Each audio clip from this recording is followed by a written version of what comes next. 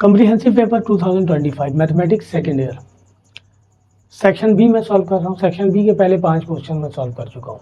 तो 2 का part number 6 से स्टार्ट कर रहे हैं हम दोबारा। पहला पार्ट दिया हुआ है 2 के पार्ट नंबर 6 में पहला क्वेश्चन दिया हुआ है कि इफ एक्स एंड वाई की वैल्यू दी हुई है और हमने ये फाइंड करना है। इफ एक्स दिया हुआ है हमारे पास, एक्स की वैल्यू गिवन है T i plus 2tj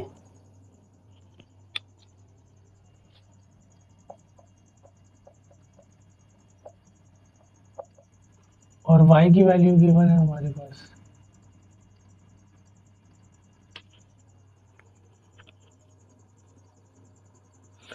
2ti plus 3tk।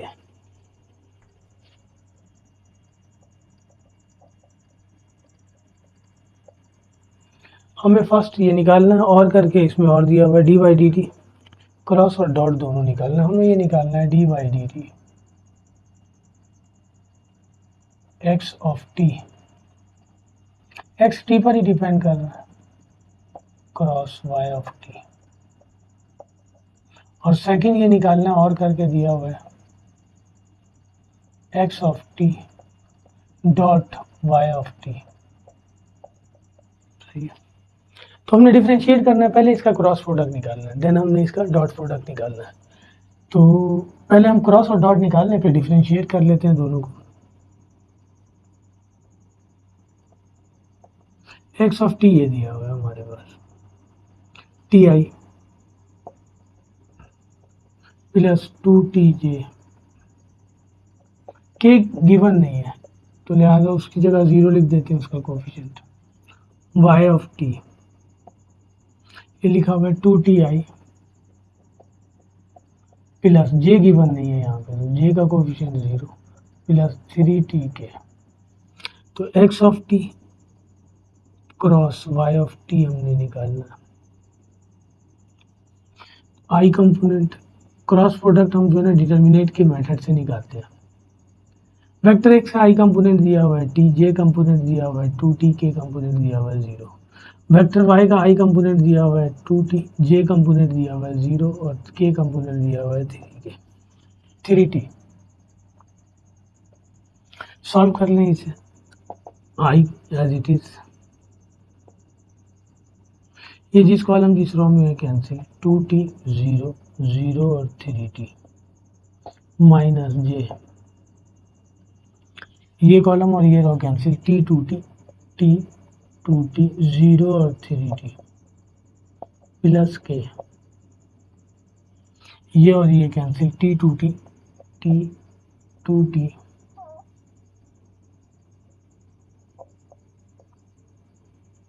2t और 0।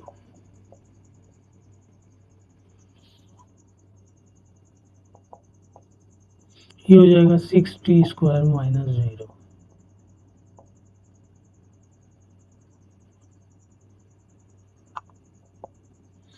Three T square minus 0 minus 4t square, ये हो जाएगा 6t स्क्वायर आई 3t स्क्वायर जे और माइनस 4t स्क्वायर के। ये आ गया क्रॉस।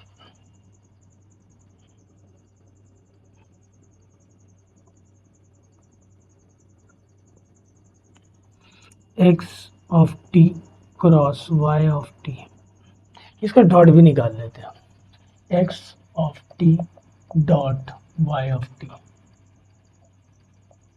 डॉट के लिए हमें डिटर्मिनेट फॉर्म की ज़रूरत नहीं है, डायरेक्ट लिख दें। टी आई एक्स कंपोनेंट दिया हुआ है T i plus 2t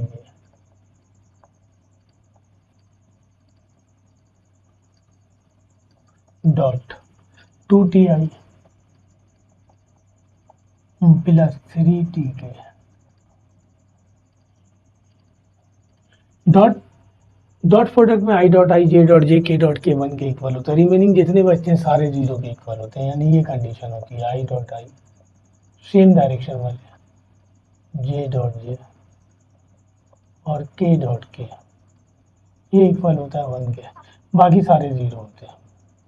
I dot आई 1 के इक्वल, आई डॉट के 0 हो जाएगा, जे डॉट आई भी 0 हो जाएगा, जे डॉट के भी 0 हो जाएगा, सिर्फ यही बचेगा। हम t को 2t से मल्टीप्लाई करेंगे, हो जाएगा 2t² i dot I. Second वाला 0, थर्ड वाला भी 0, फोर्थ वाला भी 0, तो ये बच जाएगा 2t² इंटू 1 और ये आ जाएगा 2t²। ये आ गया x of t dot y of t। ठीक है जी।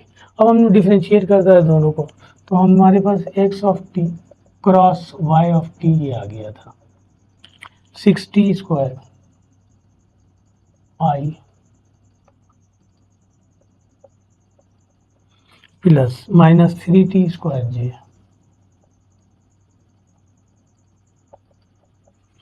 माइनस 4t² के डिफ्रेंशिएट कर दिया।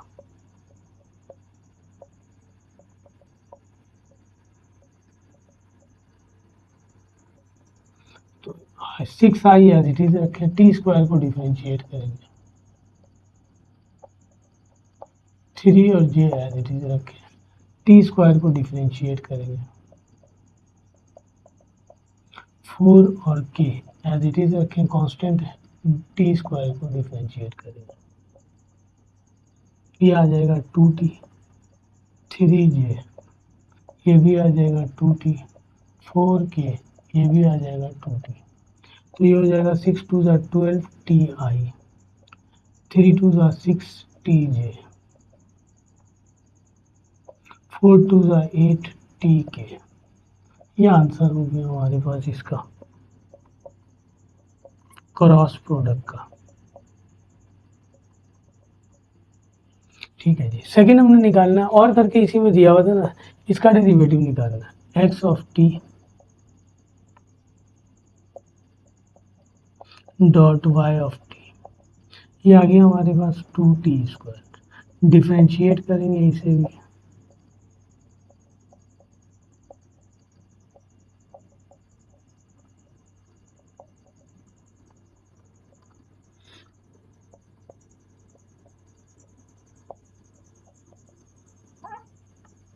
x ऑफ t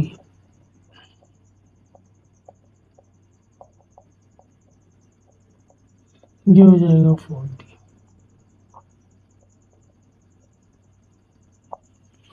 ठीक है जी। 2 का पार्ट नंबर 6 है। आइए 2 का पार्ट, इसी में और करके और पार्ट दिया हुआ है एक और।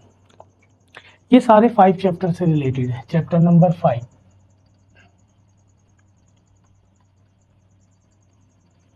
ये 5.12 का क्वेश्चन है हमारे पास। 5.2 का क्वेश्चन इसके बाद वाला भी दिया हुआ है।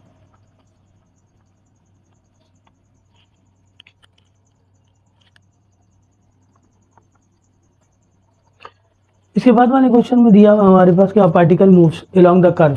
कर्व दिया हुआ है हमारे पास पैरामेट्रिक फॉर्म में, x is equal to 2t² plus and y is equal to 4t।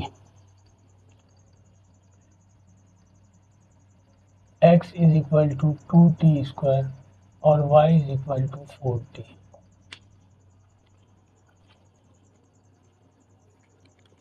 Find the component of velocity and acceleration at t is equal to 2।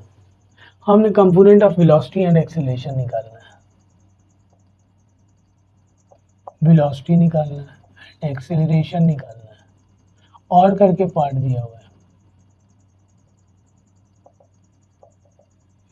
है at t is equal to 2 पर in the direction, और direction भी given है, direction given है 2i plus j, in the direction 2i plus j।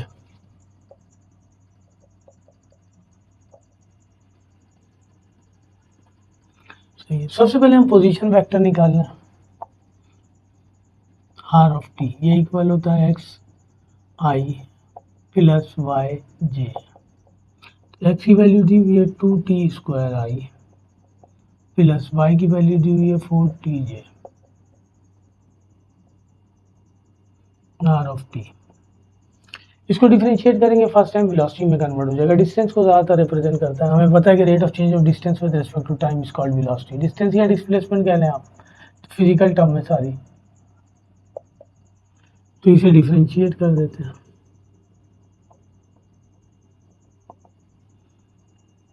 To और i as it is रहने दें, differentiate करेंगे t² को, 4 और जे एज इट इज रहने दें, डिफ्रेंशिएट करेंगे टी को, तो ये हो जाएगा 2i, टी स्क्वायर करेंगे 2t, 4j और इसको करेंगे 1, ये कन्वर्ट हो गया वेलोसिटी में।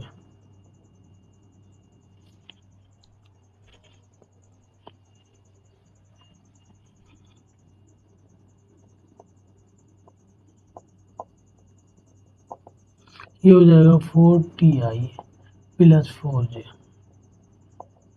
हमें कंपोनेंट ऑफ वेलोसिटी निकालना है इन द डायरेक्शन, तो अब निकाल लें component of velocity.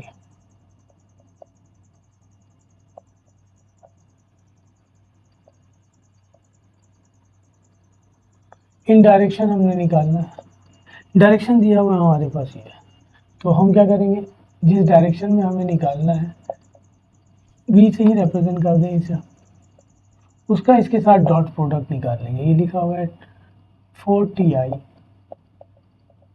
Plus 4j dot in the direction, ये दिया हुआ है 2i, बल्कि 8.2 पे भी तो वैल्यू निकालनी है। ये आ गया, हमने t की वैल्यू निकालनी है at t is equal to 2 पर, वेलोसिटी की वैल्यू 4 इंटू 2 इंटू आई, इसमें यहाँ तो t इन्वॉल्व नहीं है, ये हो जाएगा 8i प्लस 4j,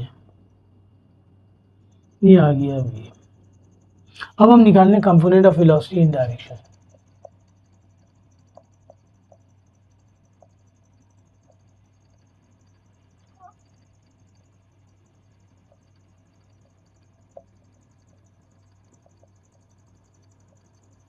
डायरेक्शन दिया हुआ है 2i प्लस j की डायरेक्शन में,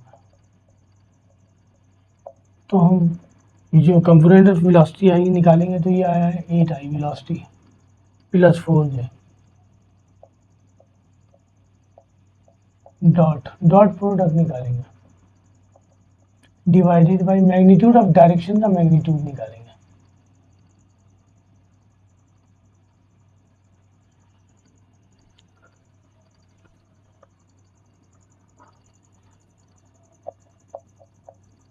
four 8i plus 4j dot 2i plus j divided by i component का स्क्वायर प्लस j कंपोनेंट का स्क्वायर। डॉट प्रोडक्ट निकालना है 8 to the 16 i dot i, और j डॉट j 1 के equal होता है 4 1 द 4 j डॉट j, बाकी तो सारे जीरो हो जाएंगे।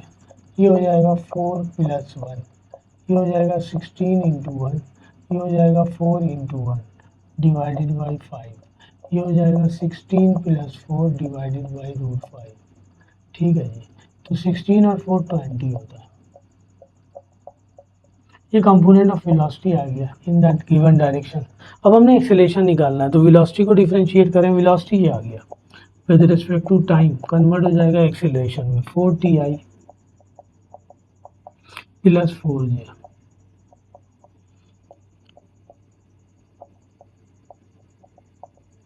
ये हो जाएगा 4i एज इट इज रखेंगे, डिफरेंशिएट करेंगे t को, ये तो कांस्टेंट है, इसको डिफरेंशिएट करेंगे तो 0 हो जाएगा, यहाँ तो t है नहीं, 1 को कर दें, तो ये हो जाएगा 4i इंटू 1, ये हो जाएगा 0, ये हो गया 4i, ये कन्वर्ट हो गया एक्सेलरेशन में। सही है, t इज इक्वल टू 2, यहाँ तो t इन्वॉल्व ही नहीं है, लिहाजा एक्सेलरेशन एज इट इज आ जाएगा 4i। अब हमने कंपोनेंट ऑफ एक्सेलरेशन निकालना है in the direction, component four लिख दें, फॉर यहाँ भी लिख दें four component of velocity, four component of acceleration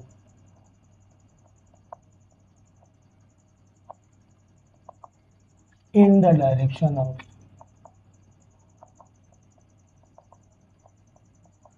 to i plus j.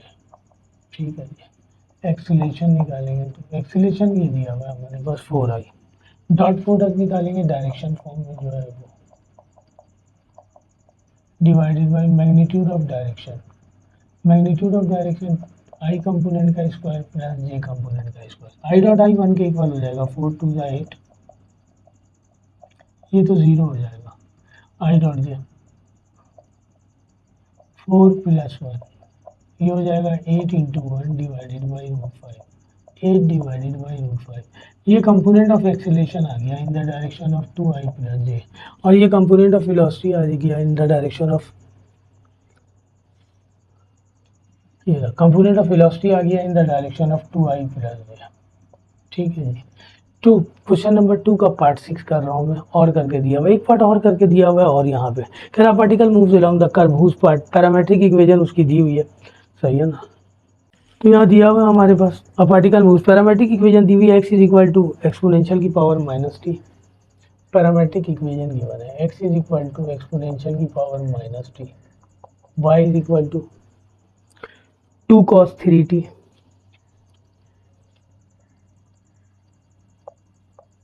और z is equal to 2 sin 3t।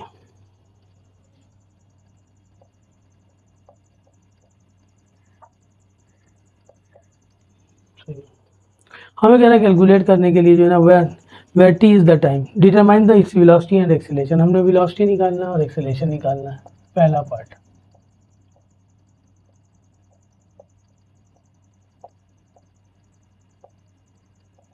जब ये निकल जाएगा तो फिर इनका मैग्नीट्यूड भी निकालना है, तो वही पोजीशन वेक्टर हम निकालना है जिसको हमने डिफरेंशिएट करना है, टी पे डिपेंड कर रहा है x i plus y j plus z के।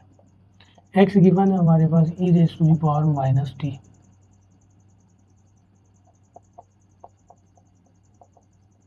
वाई गिवन है 2 cos t, 2 cos 3t j, z given है हमारे पास 2 sin 3t के। ठीक है जी, ये आ गया पोजीशन वेक्टर, इसको डिफरेंशिएट करते हैं विद रिस्पेक्ट टू टी, ये कन्वर्ट हो जाएगा हमारे पास जो है ना वेलोसिटी में।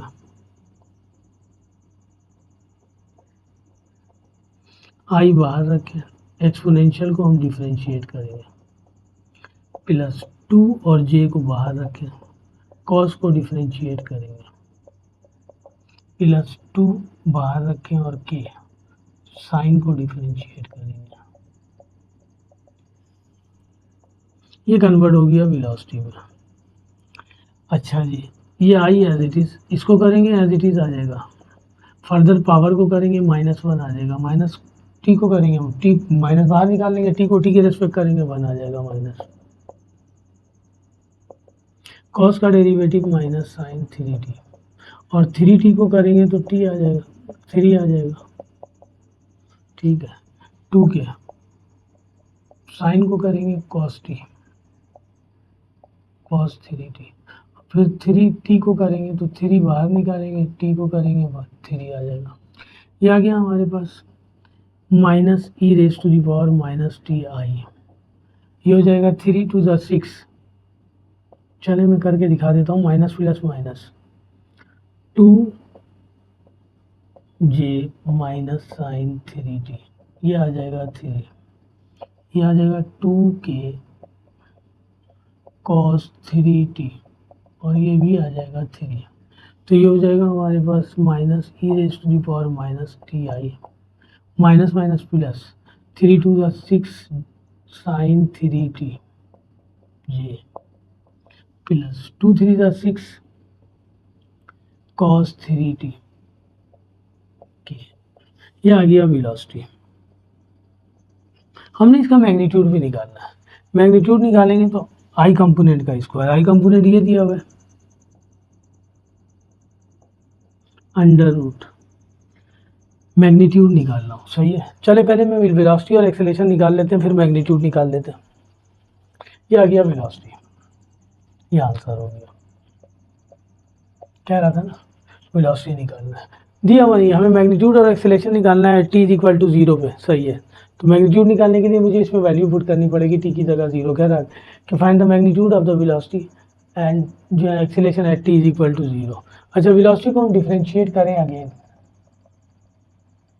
तो ये एक्सेलरेशन में कन्वर्ट हो जाएगा, वेलोसिटी का रिजल्ट आ गया minus e raise to the power minus t plus 6 sine 3t j minus plus 6 3 cos 3t। इसको वन टाइम और डिफरेंशिएट करेंगे, कन्वर्ट हो जाएगा एक्सेलरेशन में। आई को बाहर निकालने माइनस आई, इसको करेंगे 6 और जे बाहर निकालना साइन 3t, 6 और के बाहर निकालने cos 3t, डिफरेंशिएट करना है। अभी सब डिफरेंशिएट करके हमारे ये आ गया एक्सेलरेशन। इसको करेंगे माइनस ई की पावर माइनस टी आ जाएगा 6 जे एज इट इज। इसको करेंगे तो ये आ जाएगा 3 cos 3t प्लस 6 और के एज इट इज, और इसको करेंगे तो आ जाएगा माइनस 3 साइन 3t। तो ये हो जाएगा हमारे पास माइनस माइनस प्लस ई की power minus t i plus 6 3 का 18 cos 3t जे 6 3 का 18 माइनस का साइन 3t, 3t है ये साइन 3t। ये आ गया एक्सेलरेशन। इसे इस तरह लिख दें।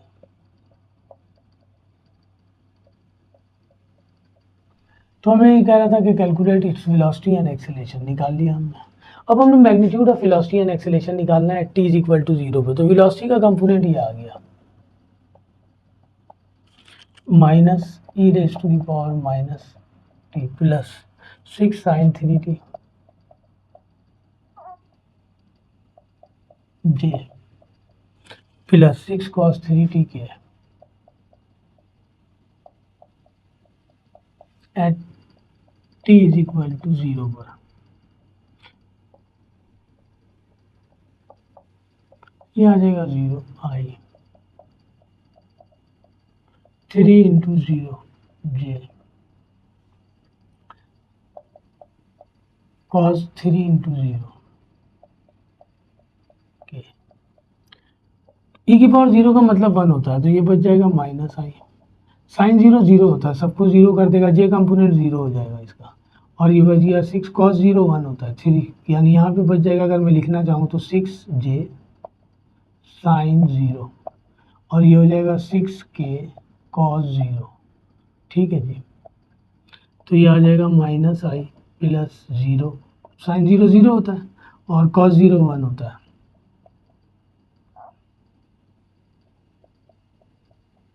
तो ये बच जाएगा माइनस आई प्लस 6 के। ये आ गया velocity at t is equal to 0 पर। हमने इसका मैग्नीट्यूड निकालना है। मैग्नीट्यूड निकालने का फार्मूला आई कंपोनेंट का स्क्वायर, जे है नहीं, प्लस के कंपोनेंट का स्क्वायर। तो ये हो जाएगा 1 प्लस 36 37। मैग्नीट्यूड ऑफ वेलोसिटी आ गया, सही है ना, यानी मैग्नीट्यूड आ गया। लैंग्वेज में लिख दे।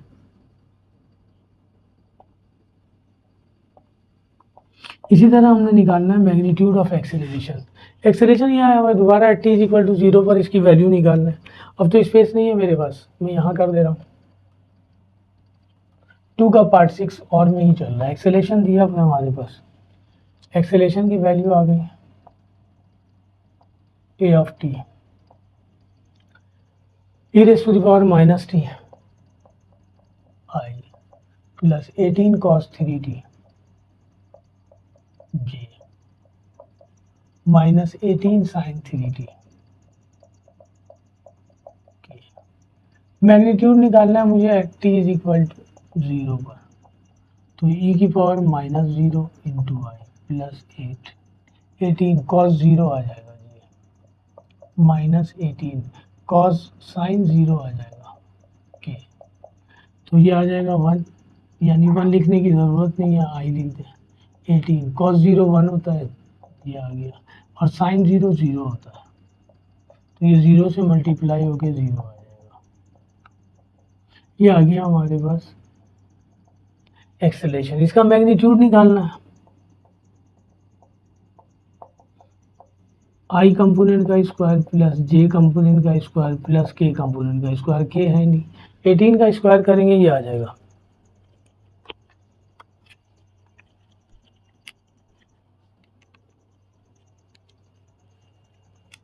324, तो ये आ जाएगा 325। मैग्नीट्यूड ऑफ एक्सीलरेशन आ गया, लिख दे।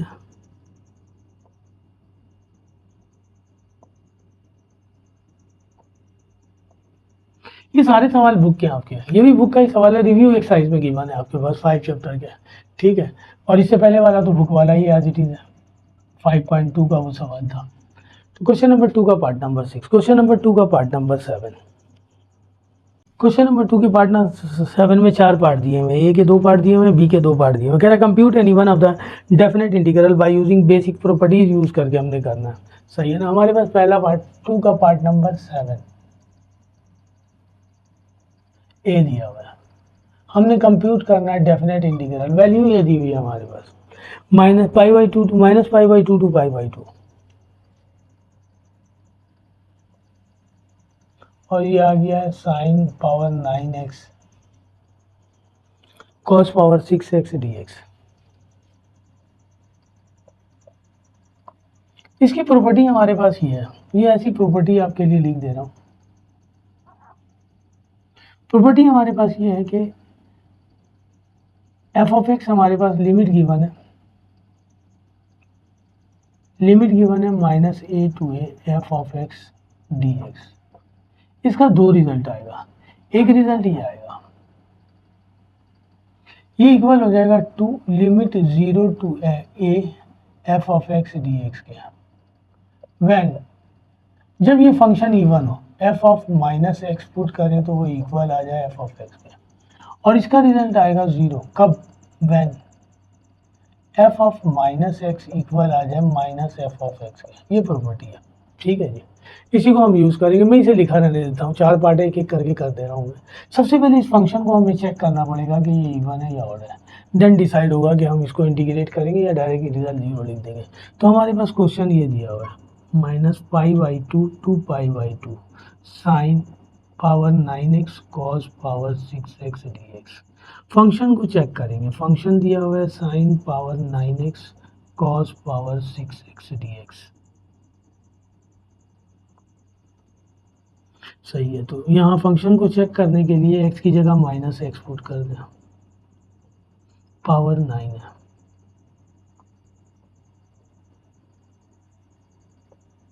साइन माइनस थीटा इक्वल होता है माइनस साइन थीटा के, और कॉस माइनस थीटा इक्वल होता है कॉस थीटा के, ठीक है। साइन पर पावर -9 है, ऑड है तो माइनस बाहर आ जाएगा, ये हो जाएगा साइन 9x, और ये एज इट इज रहेगा, ठीक है। तो यानी इसका मतलब ये हुआ माइनस, ये एफ ऑफ एक्स था, sign power 9x cos x f of x था हमारे पास, तो यहाँ पुट कर दें एफ ऑफ एक्स, तो एफ ऑफ -x की वैल्यू आ गई -f ऑफ x। इसका मतलब फंक्शन इज ऑड, यहाँ लिख दें फंक्शन इज ऑड, लिहाजा -π/2 to π/2 f of sine 9x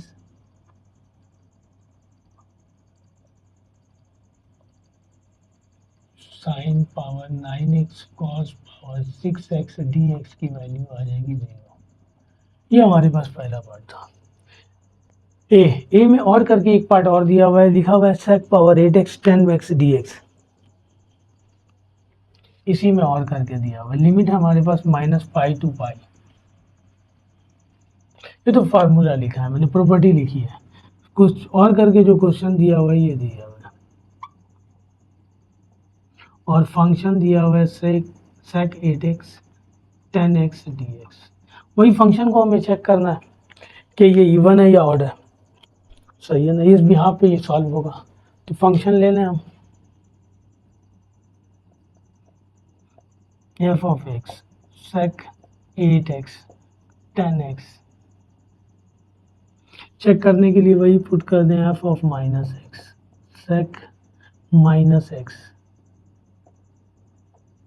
power 8, और ये हो जाएगा टेंजेंट -x। सेक रेसिप्रोकल होता है कॉस का, cos minus theta cos theta के इक्वल होता है, तो ये भी जो है ना माइनस से प्लस में कन्वर्ट हो जाएगा पावर 8, और 10 माइनस थीटा इक्वल होता है -10 थीटा के, सही है ना।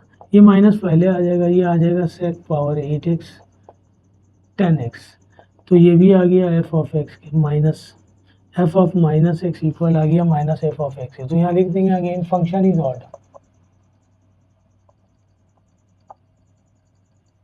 लिहाजा limit minus pi to pi sec power 8x tangent x d x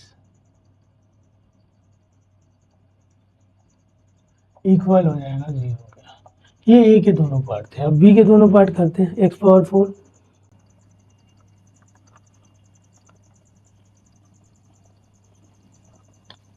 formula था, बी में क्वेश्चन ये दिया हुआ है, बी पहला पार्ट दिया हुआ है, फंक्शन दिया हुआ है हमारे पास limit minus 2 to 2 x power 4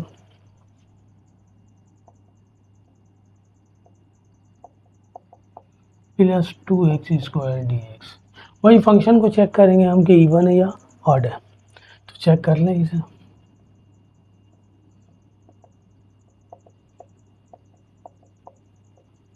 put कर दें एफ एक्स की जगह माइनस एक्स, ये आ गया एक्स की पावर 4 माइनस प्लस में कन्वर्ट हो जाएगा, ये भी माइनस प्लस में कन्वर्ट हो जाएगा, तो ये f of minus x equal आ गया एफ ऑफ एक्स के। इसका मतलब फंक्शन इज इवन।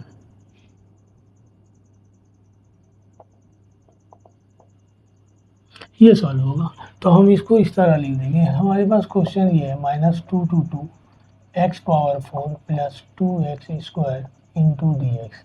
इसे हम लिखेंगे 2 लिमिट 0 टू 2 और x power 4 plus 2x² dx। ठीक है जी, ऑपरेट कर दें अलग अलग, लिमिट 0 टू 2 ये हो जाएगा x पावर 4 dx, 2 इससे भी मल्टीप्लाई होगा 4, लिमिट 0 टू 2 x² dx। दोनों का डेरिवेटिव मौजूद है, इंटीग्रेट करेंगे x power 5 divided by 5 0 to 2, ये हो जाएगा x cube divided by cube 3 0 to 2। Limit apply कर दें 2/5, अपर लिमिट अप्लाई कर दें 2 की पावर 5 माइनस 0, ये 2/5 बाहर निकाल लिया हमने, 0 की पावर 5, 4/3 बाहर निकाल लिया, दोबारा लिमिट अप्लाई करें 2 की पावर 3 माइनस 0 की पावर 3, ये आ गया 2/5, 2 की पावर 5 का मतलब 32, ये आ गया 4/3, 2 की पावर 3 का मतलब आ गया 8, 64 डिवाइडेड बाई 4, 4 8 ज़ा 32, ये 3 आ गया, इसका एलसीएम ले लें, 3 5 ज़ा 15, 3 इससे मल्टीप्लाई होगा 192 प्लस 32, ये ऐड हो जाएगा 4 9 और 3 12 2,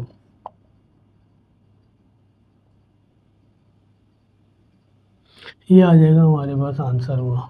इसका आंसर हुआ limit minus 2 to 2 x power 4 plus 2x² into d x का। इसके एक पार्ट में और दिया हुआ है, और करके एक पार्ट दिया हुआ है बी में, वो ये दिया हुआ है लिमिट माइनस पाई/4 टू पाई/4 10² एक्स। पहले फंक्शन को चेक करेंगे, फंक्शन ये दिया हुआ है, बी का और करके पार्ट दिया हुआ है, पार्ट नंबर 7 चल रहा है, माइनस पाई/4 टू पाई/4,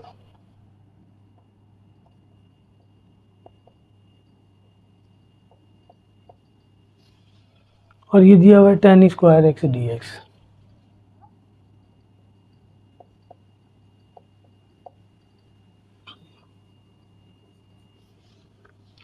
आइए सिर्फ चेक करेंगे, f of x tangent square x, f of minus x tangent minus x की power 2, tangent minus x minus 10x के इक्वल होता है पावर 2, और स्क्वायर है तो ये प्लस का हो जाएगा, तो f of minus x equal आ गया एफ ऑफ एक्स के। इसका मतलब फंक्शन इज इवन, यहाँ लिख दें फंक्शन इज इवन।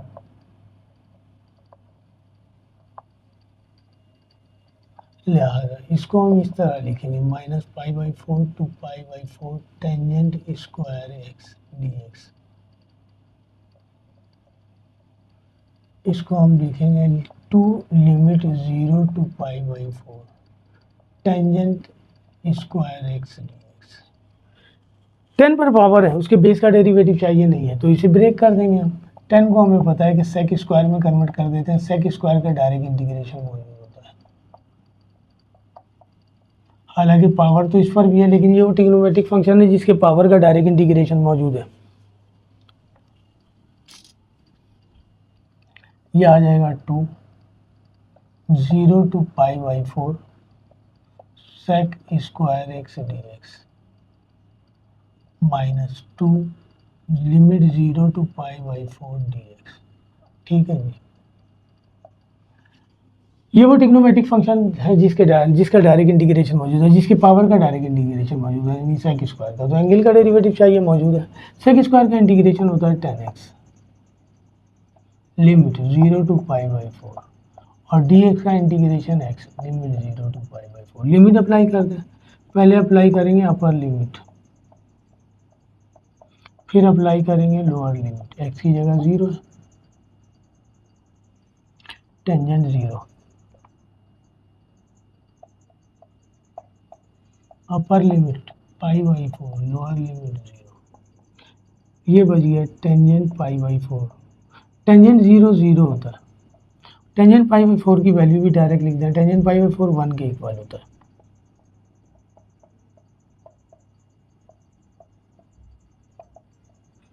तो ये हो जाएगा 2 माइनस, ये इससे कैंसिल हो जाएगा π/2। आप चाहें तो एलसीएम ले लें, 2 ये हो जाएगा 4 माइनस पाई, ये आंसर आ गया।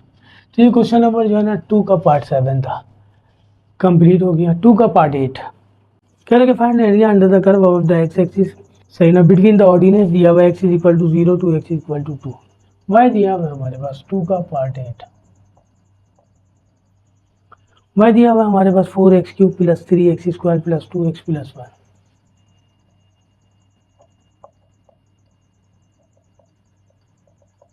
सही है ना, बिटवीन द ऑर्डिनेट की वैल्यू दी हुई है x equal to 0 to x equal to 2। Area निकालना है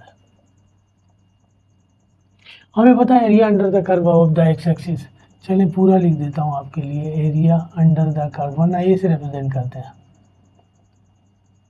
under the curve above the x axis.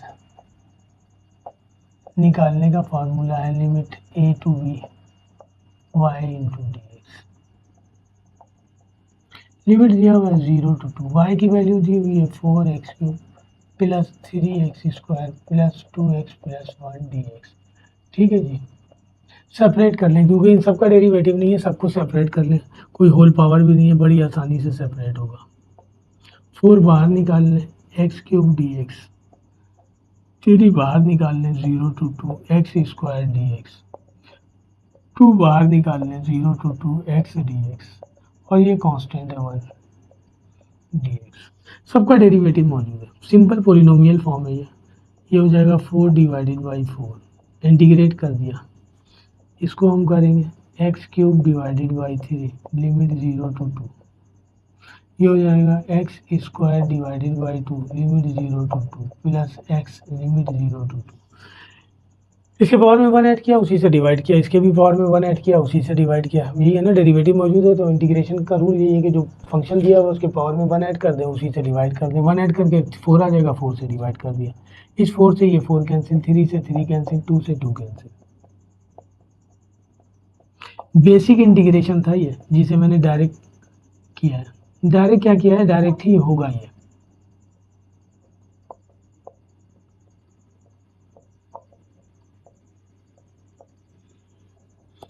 Upper limit 2 की पावर 4 माइनस 0 की पावर 4, अपर लिमिट 2 की पावर 3 माइनस 0 की पावर 3, अपर लिमिट 2 की पावर 2 माइनस 0 की पावर 2, अपर लिमिट 2 माइनस 0। तो ये आ जाएगा हमारे पास 2 की पावर 4 16 है तो 0 हो गया, 2 की पावर 3 8 हो गया, 2 की पावर 2 4 हो गया, 8 हो गया। सही है ना, 14 प्लस 16 30 आ जाएगा हमारे पास। ये आ गया area under the curve above the x axis. 7 का पार्ट 8 का पार्ट 1 है हमारे पास, इसमें और करके एक पार्ट और दिया हुआ, उसमें भी एरिया ही निकालने के लिए कह रहा हमें, कह रहा है कि find the area under the curve. Curve हमारे पास दिया हुआ है एक्सपोनेंशियल फॉर्म में, यही हो सकता है ये क्वेश्चन नंबर 2 का पार्ट 8 ही है ये, और करके दिया हुआ है। दोबारा एरिया निकालना है हमें under the curve about the x axis. Curve दिया हुआ हमारे पास y is equal to 5e⁻⁵ और ऑर्डिनेट दिया हुआ हमारे पास x की वैल्यू -2 और x की वैल्यू 3। 5e⁻⁵ और लिमिट दिया हुआ है x की वैल्यू -2 और x की वैल्यू 3 बिटवीन द ऑर्डिनेट। ठीक है जी, आइए निकालते हैं। हमें पता है area under the curve of the x axis equal होता है y इंटू डी एक्स। ये आ जाएगा -2 to 3। फंक्शन दिया हुआ e⁻⁵ कांस्टेंट है, बाहर निकालना, बाहर निकालने की ज़रूरत ही नहीं है, इसको हम इसके साथ लिख देते हैं -2 into 3। एक्सपोनेंशियल फंक्शन है, इसको इंटीग्रेट करेंगे तो इसके पावर का डेरिवेटिव चाहिए, तो 5 का डेरिवेटिव 5 चाहिए, 5 मौजूद है, डेरिवेटिव मौजूद है, इंटीग्रेट करेंगे, एक्सपोनेंशियल फंक्शन को इंटीग्रेट करेंगे तो एज इट इज आ जाएगा। लिमिट दिया हुआ है -2 to 3, लिमिट अप्लाई कर दें तो e⁻⁵ into 3 minus e⁻⁵ into -2, तो upper limit minus lower limit हो गया, तो ये हो जाएगा e⁻15 माइनस e⁻−10। आप चाहें तो इसे नीचे लाके लिख सकते हैं या इसी फॉर्म में लिख सकते हैं। क्वेश्चन नंबर 2 का पार्ट नंबर 8 है। 2 का पार्ट 9, पहला पार्ट 2 का पार्ट 9। 2 के पार्ट 9 में पहले पार्ट में वो कह रहा है कि इफ अ पॉइंट P दिया हुआ है हमारे पास K और 7, divide the line segment A and B in the ratio M और N, then find the ratio M N की वैल्यू फाइंड करनी है, ऑल्सो फाइंड K। वो हमारे कह रहा है इफ अ पॉइंट P, एक पॉइंट P है जो डिवाइड कर रहा है A और B को। A दिया हुआ है, A दिया हुआ है हमारे पास 8 और 9, B दिया हुआ है 1 और 2।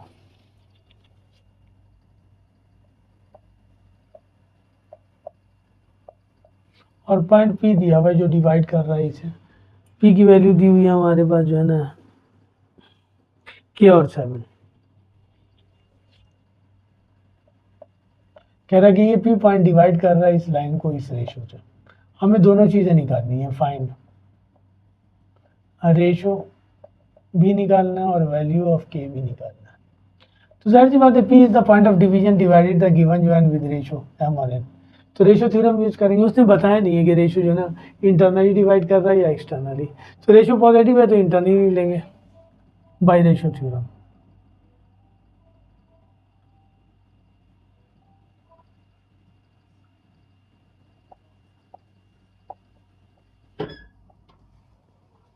ठीक है जी, तो P is the point of division divided the given जो विद रेशियो M और N। तो बाय रेशियो थ्योरम, मैंने कहा ना रेशियो थ्योरम इंटरनली भी है और एक्सटर्नली भी है, इसने बताया नहीं है तो हमारी मर्जी। वैसे एक्सटर्नली हम नहीं लेते, इंटरनली ही लेंगे। पॉजिटिव रेशियो है तो इंटरनली डिवीजन वाला फार्मूला अप्लाई कर देंगे बाय रेशियो थ्योरम।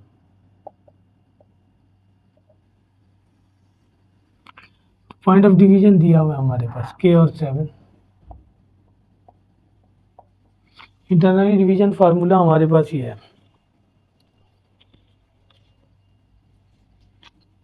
ये mx2 plus nx1 divided by m plus n, m/2 plus n/1 divided by m plus n। ठीक है जी,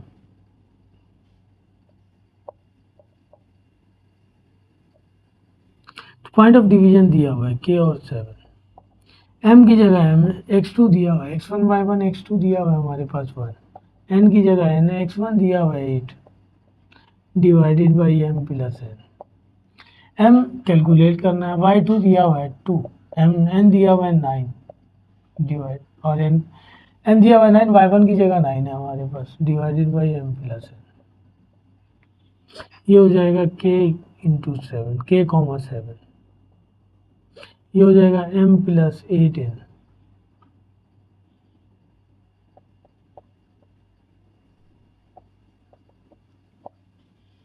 ये हो जाएगा 2m प्लस 9n।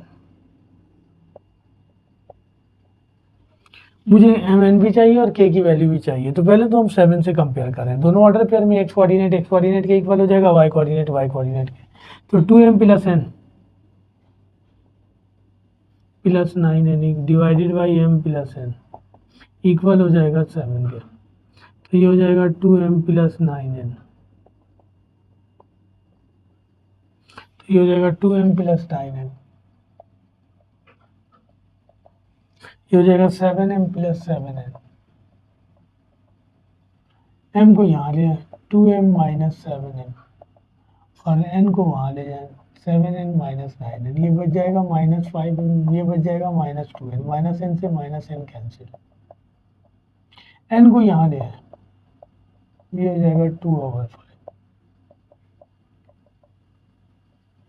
2 रेशियो। सही है जी। तो ये हमारे पास रेशियो आ गया, m और n की वैल्यू आ गई। हमें वगैरह k की वैल्यू भी फाइंड करनी है, तो अब x कोऑर्डिनेट से कंपेयर कर लें।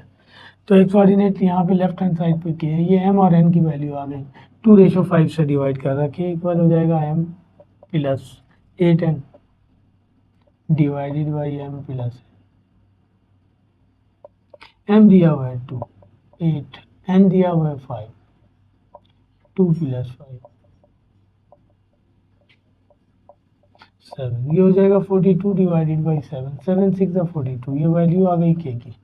तो हमें वो कह रहा है कि p डिवाइडेड जो है ना a and b with ratio m और n, find ratio and k, दोनों वैल्यू फाइंड करनी है। रेशियो ये आ गई और k की वैल्यू ये आ गई। ये 2 का पार्ट 9 है। अब इसमें सारे और करके पार्ट चल रहे हैं। तो और करके एक पार्ट और दिया हुआ है कह रहा है straight line passes through the points 7 9 और -1 और 1। एक स्ट्रेट लाइन है इन 2 पॉइंट से पास हो रही है, 7 9 -1 और 1। कह रहा है कि find a point on the line. हमने उस लाइन पर एक पॉइंट की वैल्यू कैलकुलेट करनी है, हुज ऑर्डिनेट इज 4, जिसके ऑर्डिनेट की वैल्यू जो है 4 है। इस लाइन पर एक पॉइंट है जिसके ऑर्डिनेट की वैल्यू, तो इसका मतलब एफ सीसा की वैल्यू निकालनी है। ऑर्डिनेट हम वैल्यू ऑफ एक्स को कहते हैं और एफ सीसा वैल्यू ऑफ वाई को कहते हैं। सही है ना। ऑर्डिनेट की वैल्यू गिवन है 4 और तो इसका मतलब एक्स की वैल्यू निकालनी है। अच्छा, इस पॉइंट के बारे में बताया नहीं गया। कह रहा कि ये पॉइंट इस लाइन पर लाई कर रहा है। मैंने आपको बताया था कि जब भी कोई पॉइंट को किसी लाइन पर लाई करे तो उस पॉइंट को हम कहते हैं पॉइंट ऑफ डिवीजन। सही ना। अगर किसी लाइन पर कोई पॉइंट हो उसके बारे में इंफॉर्मेशन गिवन होगा तो एक ही इंफॉर्मेशन गिवन होगा और इज द मिड पॉइंट, या फिर वो कहेगा कि given point is bisected the given line. दोनों सूरतों में मिड पॉइंट हो जाएगा। और अगर कोई पॉइंट किसी लाइन पे लाई कर रहा है उसके बारे में कोई इंफॉर्मेशन गिवन नहीं है तो अंडरस्टूड सी बात है कि वो पॉइंट ऑफ डिवीजन है। तो अगर ये पॉइंट ऑफ डिवीजन है तो इस लाइन को किस रेशियो से डिवाइड कर रहा है, पहले मुझे वो रेशियो फाइंड करना है, देन ये फाइंड होगा। सही है ना। मैं यहाँ आपके लिए लिख देता हूँ, ये आपके लिए लिख रहा हूँ, पार्ट ऑफ द क्वेश्चन नहीं है। ऑर्डिनेट वैल्यू ऑफ वाई को कहते हैं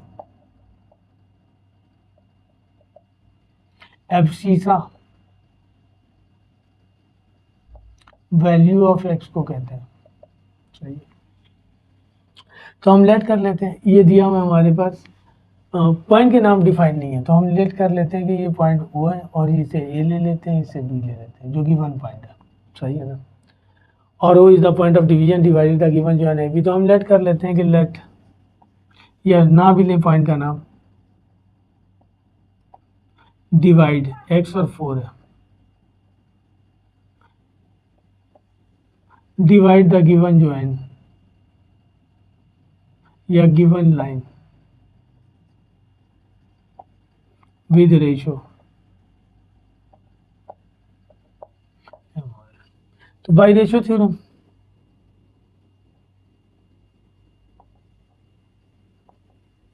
यहाँ भी ये नहीं बताया गया कि गिवन पॉइंट डिवाइड कर रहे हैं इंटरनली या एक्सटर्नली। तो हम इंटरनली डिवीजन फार्मूला यूज करेंगे क्योंकि रेशियो हमने पॉजिटिव ही लिया है। ठीक है जी। तो यहाँ पे भी यही होगा, पहले रेशियो निकलेगा फिर coordinate of point of division निकलेगा। विदाउट रेशियो निकल ही नहीं सकता।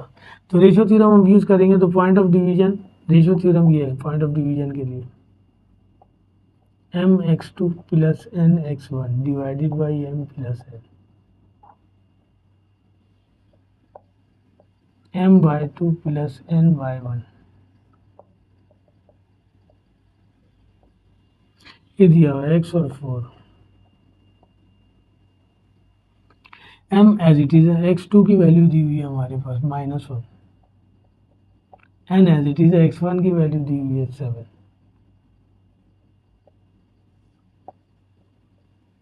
m प्लस m कैलकुलेट करना है, y2 की वैल्यू दी हुई है 1, n कैलकुलेट करना है, y1 की वैल्यू दी हुई है 9। तो ये आ गया x, 4, ये हो जाएगा -m plus 7n divided by m plus n, ये हो जाएगा m plus 9n divided by m plus n। तो वही कंपेयर कर लेंगे दोनों ऑर्डर पेयर फॉर्म में, x कोऑर्डिनेट के इक्वल हो जाएगा y कोऑर्डिनेट। तो पहले हम y कोऑर्डिनेट से कंपेयर करें ताकि रेशियो की वैल्यू आ जाए। तो y कोऑर्डिनेट में यहाँ पे लेफ्ट हैंड पे दिया हुआ है 4 और यहाँ दिया हुआ है m plus 9n divided by m plus n, cross multiply कर दें, ये हो जाएगा 4m प्लस 4n, ये हो जाएगा हमारे पास m प्लस 9n है, इस m को यहाँ ले आए, n को वहाँ ले जाए, तो ये हो जाएगा 4m माइनस m, ये हो जाएगा 9n माइनस 4n, तो ये हो जाएगा 3m equal to 5n, m divided by n, ये आ जाएगा 5 डिवाइडेड बाई 3, इसको रेशियो फॉर्म में लिख दें। ये रेशियो आ गया। रेशियो कैलकुलेट करने के लिए नहीं कह रहा, हमें तो कह रहा है कि find a point on the line whose ordinate equal to 4। हमने उस लाइन पर एक पॉइंट निकालना है जिसके ऑर्डिनेट की वैल्यू 4 दी हुई है, सही है। हमें एफसीसा निकालना है, तो यहाँ लिखा हुआ है मैंने आपके लिए कि ऑर्डिनेट वैल्यू ऑफ एक्स को कहते हैं और एफसीसा वैल्यू ऑफ एक्स को कहते हैं, ऑर्डिनेट वैल्यू ऑफ वाई को कहते हैं। तो एक्स की वैल्यू निकालनी है, एक्स कोऑर्डिनेट से कंपेयर कर लें, minus m plus 7n, m दिया हुआ है 5, n दिया हुआ है 3, m दिया हुआ है 5 प्लस 3 21, ये 8 हो जाएगा,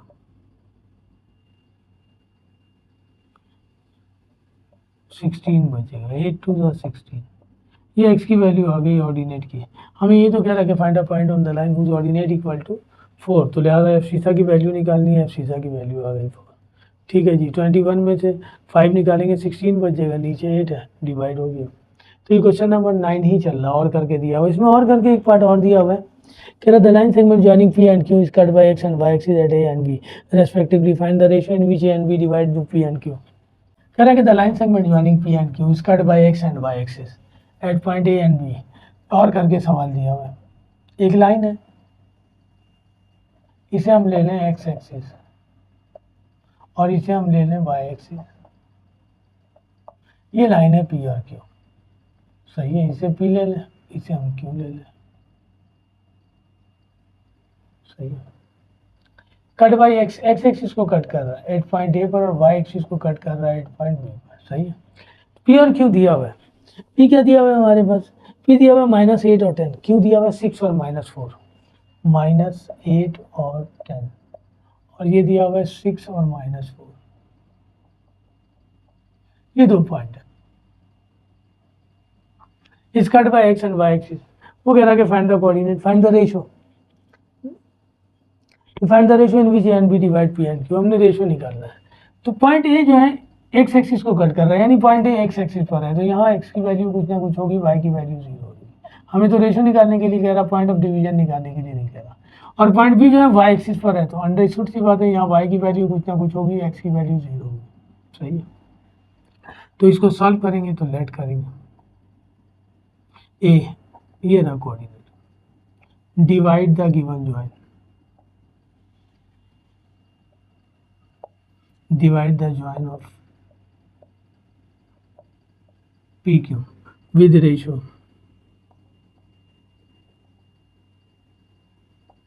M और N के रेशियो से डिवाइड करें, सही है ना। या M1 N1 ले लें, क्योंकि आगे जाके एक और रेशियो निकालना होगा, M2 N2 ले लेंगे, सही है। तो वही बाई रेशियो थ्योरम,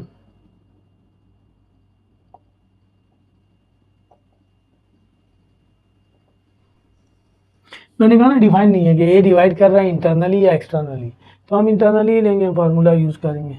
तो रेशियो थ्योरम हम यूज़ करेंगे, तो पॉइंट निकालना है।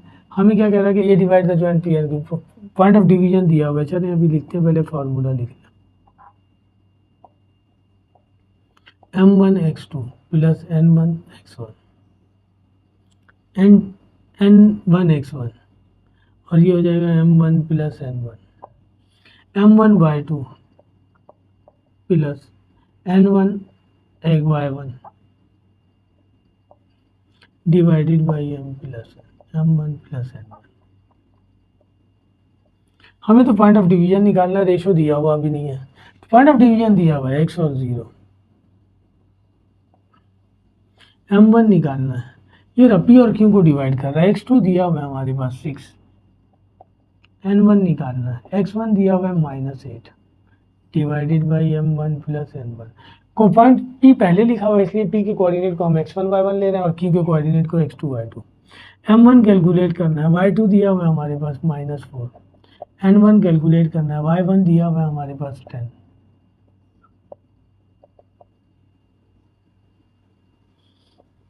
ये हो जाएगा हमारे पास x और 0, ये हो जाएगा 6m1 -8n1। सही है ना। आप 1 1 लेने के बजाय एक को mn लेने एक को pq ले लें, उस तरह भी चल जाएगा रेशो। मैंने इस तरह डिफाइन किया। ये हो जाएगा हमारे पास -4m1 प्लस 10n1। कंपेयर करना है x से, तो कंपेयर हमें तो यही निकालना है, पहले हमें रेशो चाहिए ना, तो y कोऑर्डिनेट से कंपेयर कर लें। तो हम ये हो जाएगा comparing x and y coordinate लिख लें तो 5m1 plus 10n1 divided by m1 plus n1 equal हो जाएगा 0 का। सही है, ये वहाँ जाके 0 हो जाएगा। तो ये हो जाएगा हमारे पास -4m1 प्लस 10n1,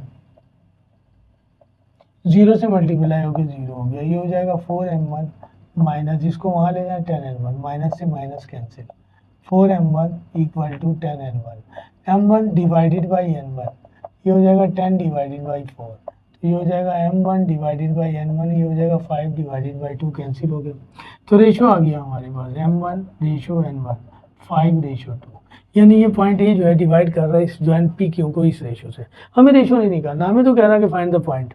सही ना, हमें coordinate find the ratio, sorry find the ratio in which A and B divide P Q, बस हमें रेशो ही निकालना है, पॉइंट ऑफ डिवीजन नहीं निकालना है, तो मुझे इससे कंपेयर करने की जरूरत ही नहीं है। अब ये दूसरा पॉइंट हम लेट कर लेते हैं उसी तरह के बी 0 और y divided the given joint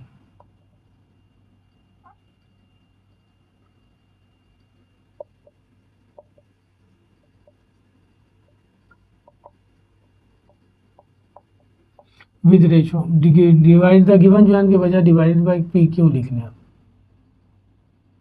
divided P Q with ratio,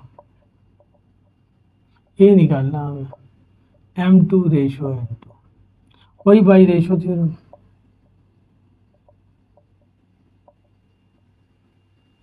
ratio theorem हम यूज करेंगे, रेशो थ्योरम वाला फार्मूला यूज करेंगे। तो यहाँ लिखेंगे m2x2 plus n2x1 m2 plus n2। एक ही सवाल में रेशो फाइंड कर रहे हैं ना, इसलिए 1 2 से रिप्रेजेंट कर रहे हैं।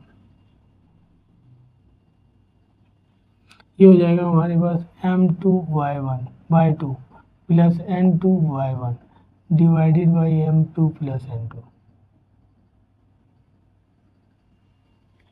आज ये coordinate of point of division दिया हुआ है हमारे पास 0 और y,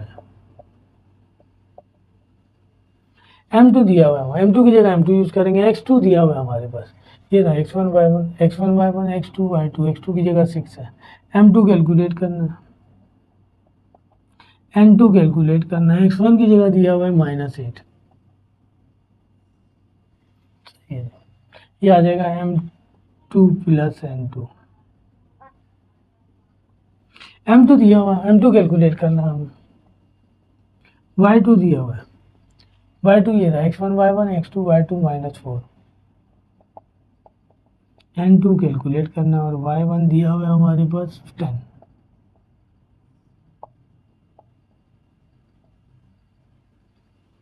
ये हो गया 0 और y, ये हो जाएगा 6m2 माइनस n(n)2 8n2, ये हो जाएगा -4m2 प्लस 10n2। कंपेयर करना है, एक्स कोऑर्डिनेट से कंपेयर करना है, रेशो निकालना है ना, क्योंकि वाई तो हमें मालूम ही नहीं है। तो ये हो जाएगा 6m2 minus 8n2 divided by m2 plus n2 equal to 0। अब लिख सकते हैं यहाँ कि कंपेयरिंग, सही है ना, x and y coordinate, x coordinate को एक्स कोऑर्डिनेट से वाई कोऑर्डिनेट को, तो मुझे लिखना नहीं, डायरेक्ट उसके बगैर भी हो जाएगा। ये वहाँ जाके 0 हो जाएगा, ये बचेगा 6m2 minus 8n2 equal to 0। 6m2 equal to 8n2, m2 divided by n2 ये हो जाएगा 8 डिवाइडेड बाई 6, ये हो जाएगा m2 divided by n2, 4 divided by 3, m2 ratio n2 ये हो जाएगा 4 रेशो 3, ये आंसर हो जाएगा। ठीक है जी, तो ये हमारे पास कंडीशन बन गई। क्वेश्चन नंबर 2 का पार्ट 9 कर रहा हूँ, और करके ये पार्ट चल रहा है, इसमें और करके एक पार्ट और दिया हुआ है। पार्ट नंबर 9 और करके एक और पार्ट दिया हुआ है। हमें इस पार्ट में ये कह रहा है हमारे पास पार्ट नंबर 9 में कि A and B are coordinate of the line segment A B. तो ये एक लाइन सेगमेंट है, हमें पता है segment part of the line को कहते हैं। ए और बी दिया हुआ है, ए दिया हुआ है हमारे पास 2 7 एंड बी दिया हुआ है -4 -8।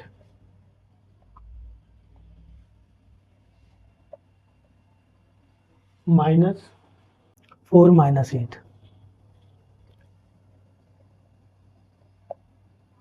ये कोऑर्डिनेट ऑफ ए और बी दिया हुआ है। हमें वो कह रहा कैलकुलेट करने के लिए, हमें वो कह रहा there are 2 points that trisected the segment A B. इस पर 2 पॉइंट हैं जो इसको ट्राइसेक्ट कर रहे हैं, एक को हम सी ले लें, एक को हम डी ले लें। कह रहा find the coordinate of point of trisection. मैंने आपको बताया था कि किसी भी लाइन पर कोई पॉइंट होगा तो उस पॉइंट को हम कहेंगे पॉइंट ऑफ डिवीजन, और अगर उसके बारे में कोई इन्फॉर्मेशन गिवन होगी तो जस्ट ये गिवन होगी कि इज द मिड पॉइंट और बाइसेक्टेड द गिवन सेगमेंट। दोनों सूरतों में वो पॉइंट मिड पॉइंट हो जाएगा, देन उस सूरत में हम मिड पॉइंट फार्मूला लगा के कैलकुलेट कर लेंगे। सही है ना, वरना फिर वो पॉइंट ऑफ डिवीजन होगा। पॉइंट ऑफ डिवीजन कैलकुलेट करने के लिए हम रेशो थ्योरम यूज करते हैं। रेशो थ्योरम 2 पर्पस के लिए इस्तेमाल होता है, या तो पॉइंट निकालने के लिए इस्तेमाल होता है, उस सूरत में उसे रेशो दिया हुआ होना चाहिए, सही है, या फिर रेशो जो निकालने के लिए इस्तेमाल होता है उस सूरत में पॉइंट ऑफ डिवीजन दिया हुआ होना चाहिए। यहाँ दोनों गायब है, तो यहाँ लेकिन उसने पॉइंट का नाम रख दिया है ट्राइसेक्टेड, पॉइंट ऑफ ट्राइसेक्शन। जब पॉइंट का नाम पॉइंट ऑफ ट्राइसेक्शन रख देगा तो रेशो फिक्स हो जाएगा, रेशो इस तरह चलेगा 1 2 1, सही है। तो इसका मतलब C divided the given segment A B with ratio 1 and 2 and D divided the given segment A B with ratio 2 और 1। तो पॉइंट ऑफ ट्राइसेक्शन निकालना है हमें, हम लेट कर लेते हैं कि सी डिवाइड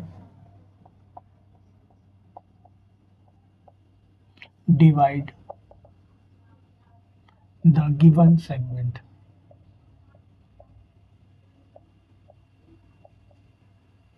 विद रेशो 1 और 2। मैंने आपको कहा कि उसे बताना चाहिए कि ये पॉइंट इस लाइन को इंटरनली डिवाइड कर रहा है या एक्सटर्नली। उसूलन तो हमें दोनों निकालना चाहिए, एक्सटर्नल डिवीजन भी निकालना चाहिए, इंटरनली भी। चूंकि उसने डिफाइन नहीं किया है कि ये इंटरनली डिवाइड कर रहा है या एक्सटर्नली, तो हम रेशो से चेक करेंगे। रेशो दोनों पॉजिटिव है, इसका मतलब इंटरनली डिवीजन फार्मूला यूज करेंगे bye ratio theorem.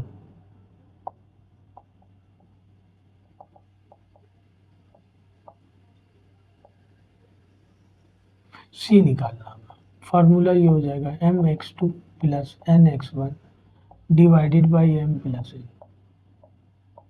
m/2 plus n/1 divided by m plus n। m दिया हुआ है हमारे पास 1, x2 ये रहा -4, n दिया हुआ है 2, x1 भी दिया हुआ है 2, m दिया हुआ है 1 और ये दिया हुआ है 2, m दिया हुआ है 1, y2 दिया हुआ है -8, n दिया हुआ है 2 और y1 दिया हुआ है 7 डिवाइडेड बाई 1 प्लस 2। ये हो जाएगा -4 प्लस 4 डिवाइडेड बाई 3, ये हो जाएगा -8 प्लस 14 डिवाइडेड बाई 3, तो ये हो जाएगा 0 डिवाइडेड बाई 3, ये हो जाएगा 6 डिवाइडेड बाई 3, इससे ये कैंसिल हो जाएगा, ये हो जाएगा 0, 3 2 6। तो coordinate of point of division आ गया या पॉइंट ऑफ ट्राइसेक्शन आ गया पहला सी, 0 और 2। अब डी निकालना है, वही काम करेंगे, लेट कर लेंगे। D divide the given segment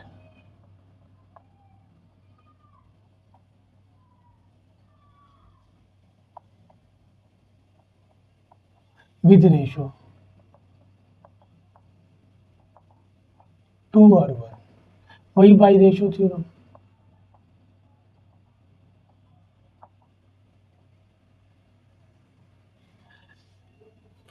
D निकालना हमने, mx2 plus nx1 divided by m plus n, m/2 plus n/1 divided by m plus n।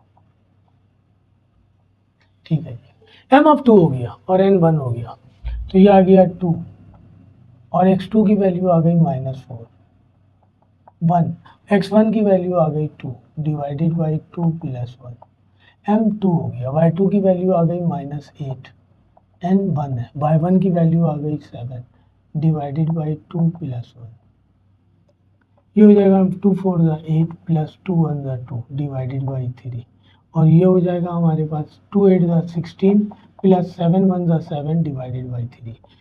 8 में से 2 निकालेंगे -6 बच जाएगा, 16 में से 7 निकालेंगे -9 बच जाएगा, दोनों कैंसिल हो जाएंगे, ये बच जाएगा 3 2 ज़ा 6 3 3 ज़ा 9, ये डी आ गया। सही है, तो ये हमारे पास coordinate of point of transection आ गया सी एंड डी, ये आंसर हो गया हमारे पास, एक ये आंसर है और एक ये आंसर है। इसका लास्ट पार्ट दिया हुआ और करके एक और, उसमें सिंपली कह रहा है कि find the coordinate of point of division which divide the given joint with ratio 3 और 1, और इंटरनली कह रहा, तो इंटरनली डिवीजन फार्मूला यही है। सही है, तो यहाँ वो कह रहा सेगमेंट दिया हुआ है हमारे पास, ये find the point which divide the segment, segment दिया हुआ है हमारे पास जो इन दो पॉइंट से मिलकर फॉर्म हो रही है 4 और -1, 4 और 3,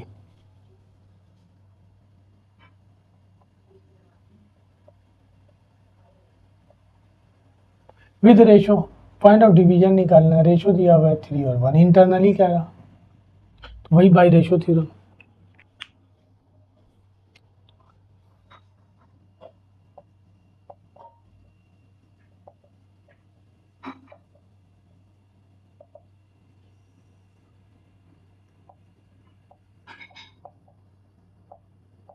mx2 plus nx1 divided by m plus n, my2 plus ny1 divided by m plus n, m दिया हुआ है 3, x2 दिया हुआ है हमारे पास 4, n दिया हुआ है 1, x1 दिया हुआ है 4 डिवाइडेड बाई 3 प्लस 1, m दिया हुआ है 3, y2 दिया हुआ है 3, n दिया हुआ है 1 और y1 दिया हुआ है -1 डिवाइडेड बाई 3 प्लस 1,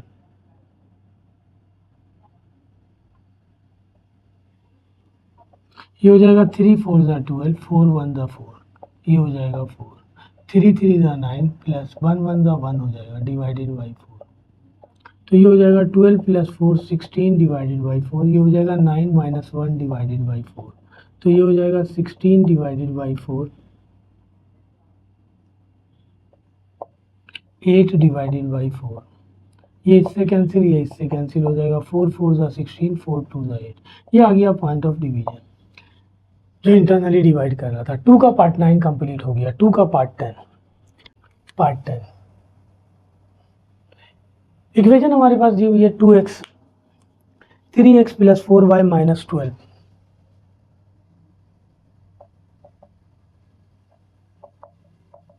हमने इसे रिड्यूस करना है, या हम सिंपली दूसरे मानों में ये कह सकते हैं, कह रहा है कि convert the equation in slope intercept form to intercept form and perpendicular या फिर normal form.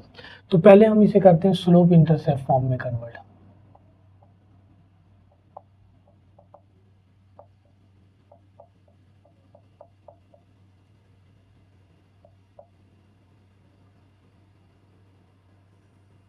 Slope intercept form इस फॉर्म को कहते हैं y is equal to m x plus c, y एक तरफ बाकी चीजें एक तरफ ले आए, हम इसे कन्वर्ट करें, y को यहीं रोक दिया, x वहां जाके माइनस का हो जाएगा और 12 प्लस का हो जाएगा, y एज इट इज रहेगा, ये x 4 इसके नीचे भी आ जाएगा और इसके नीचे भी आ जाएगा, ये कैंसिल हो जाएगा, इसे हम इस तरह लिख दें -3/4, 4 3 ज़ा 12, ये कन्वर्ट हो गया स्लोप इंटरसेप्ट फॉर्म में। इसे हम कन्वर्ट करें टू इंटरसेप्ट फॉर्म में,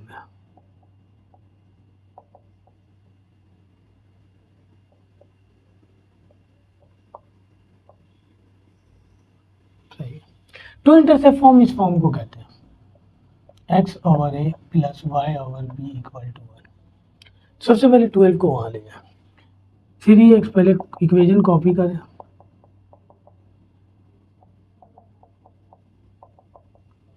यहाँ 1 चाहिए, 12 से सबको डिवाइड कर दें, डिवाइडेड बाई 12 थ्रू आउट सबको, 3x divided by 12, 4y divided by 12 equal to 12 divided by 12। ये इसको कैंसिल कर देगा, ये इसको कैंसिल कर देगा, ये इससे कैंसिल होगा, ये आ गया x ओवर 4, ये आ गया y ओवर 3, ये आ गया 1। इस फॉर्म को हम कहेंगे टू इंटरसेप्ट फॉर्म। अब हमारे पास परपेंडिकुलर फॉर्म है, सही है। परपेंडिकुलर या नॉर्मल फॉर्म इस फॉर्म को कहते हैं x cos alpha plus y sin alpha is equal to p। मुझे ये चाहिए cos अल्फा sin अल्फा और p की वैल्यू चाहिए फॉर परपेंडिकुलर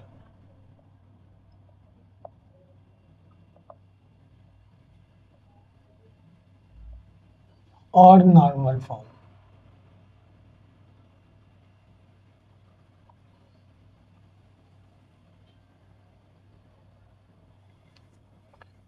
ये दिया हुआ है हमारे पास 3x प्लस 4y, इक्वेशन ये दी हुई है 3x plus 4y minus 12 equal to 0। ये हो जाएगा 3x plus 4y is equal to 12, और इसे हम देते हैं इक्वेशन नंबर 1। परपेंडिकुलर फॉर्म की इक्वेशन ये है x cos alpha plus y sin alpha is equal to p। हमारे पास इक्वेशन 2 है और वेरिएबल 3 है, cos अल्फा sin अल्फा और p तीनों की वैल्यू फाइंड करनी है। पॉसिबल नहीं है, मैंने आपको बताया था कि इक्वेशन 2 हो तो वेरिएबल भी 2 होनी चाहिए, बड़ी आसानी से एक वैल्यू निकल आएगी ऐड करके, सब्ट्रैक्ट करके, सब्स्टिट्यूट करके। ये तो इक्वेशन 2 है, वेरिएबल 3 है। अगर 3 इक्वेशन होती तो फिर हम वही ऐड या सब्ट्रैक्ट करते हैं। तो यहाँ हम इस तरह निकाल रहे हैं, मैं यहाँ लिख रहा हूँ कि डिवाइडेड द कोएफिशिएंट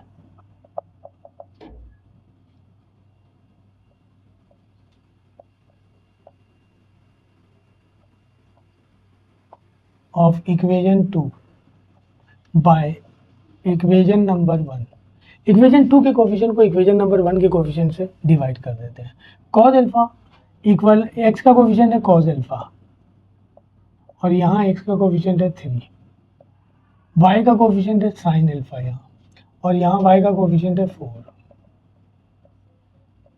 और यहाँ 12 दिया हुआ है कांस्टेंट, यहाँ p दिया हुआ है।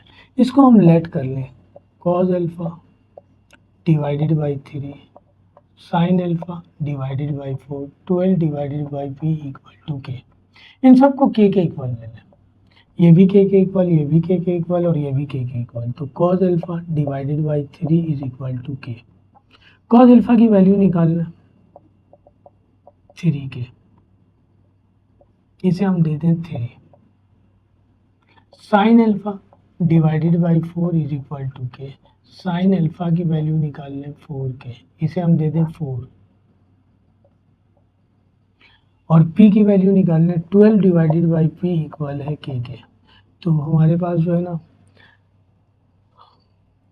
p की वैल्यू निकालेंगे, सॉरी मैंने ये गलत किया, p को डिवाइड करेंगे, इक्वेशन 2 के कोएफिशिएंट को डिवाइड कर रहे हैं इक्वेशन 1 के कोएफिशिएंट से, तो p डिवाइडेड बाई 12, तो p इक्वल हो जाएगा 12k। इसे हम दे दें इक्वेशन नंबर 5, सही है। इक्वेशन 3 और 4 को ऐड करें तो हमारे पास वैल्यू आ जाएगी k की।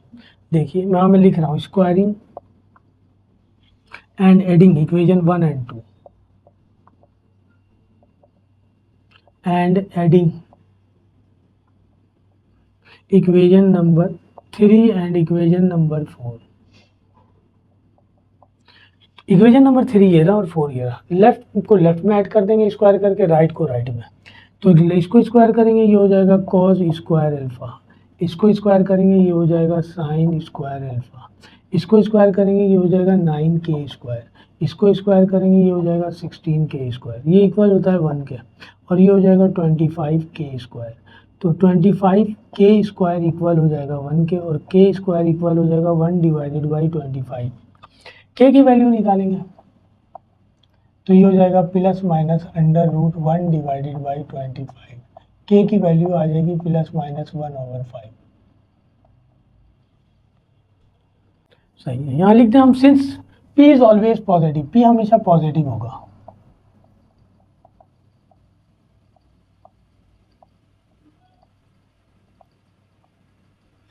सो select k is equal to positive value. अब इस k की वैल्यू को पुट कर दें 3 में, 4 में और जो है ना 5 में, तो मेरे पास cos अल्फा sin अल्फा और p की वैल्यू आ जाएगी। ये उठा के हम पुट कर दें इक्वेशन नंबर 2 में, परपेंडिकुलर फॉर्म मिल जाएगी। तो इक्वेशन 3 इम्प्लाइज दैट ये ना cos alpha is equal to 3k है, k की वैल्यू आ गई 1/5, तो कॉज अल्फा की वैल्यू आ गई 3/5। Equation number 4 implies that sine alpha is equal to, ये लिखा हुआ है 4k, k की वैल्यू आ गई 1/5, तो साइन अल्फा की वैल्यू आ जाएगी 4/5। साइन अल्फा है ये।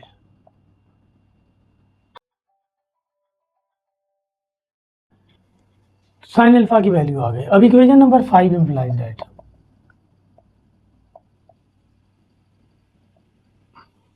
तो p इक्वल हो गया 12k, k की वैल्यू आ गई 1/5, तो ये हो जाएगा 12/5। ये सारी वैल्यू उठा के पुट कर दें इक्वेशन 2 में फॉर परपेंडिकुलर फॉर्म के लिए।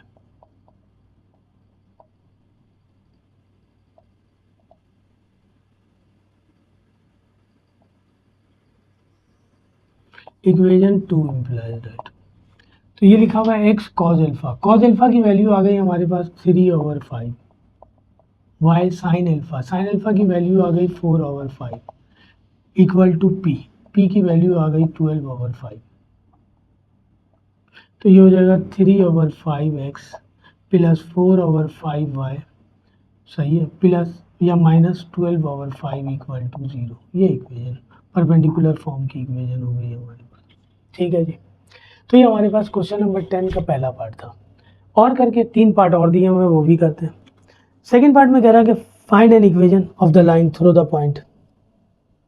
और करके पार्ट दिया हुआ, कह रहा है कि find equation of the line, find equation of the line through the point -4 -6 and perpendicular to the line having slope -3/2।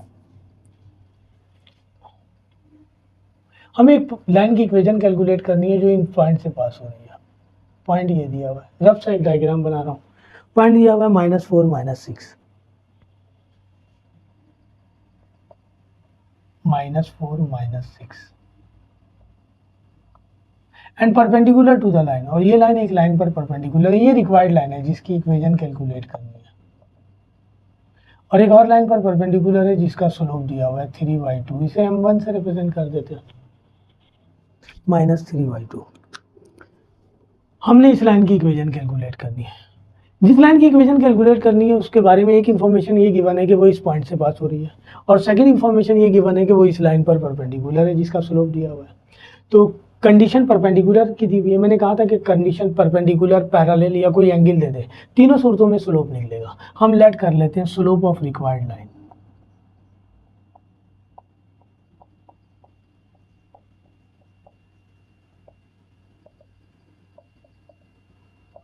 इसे हम ले लें M2, और यहाँ कंडीशन लिखेंगे रिक्वायर्ड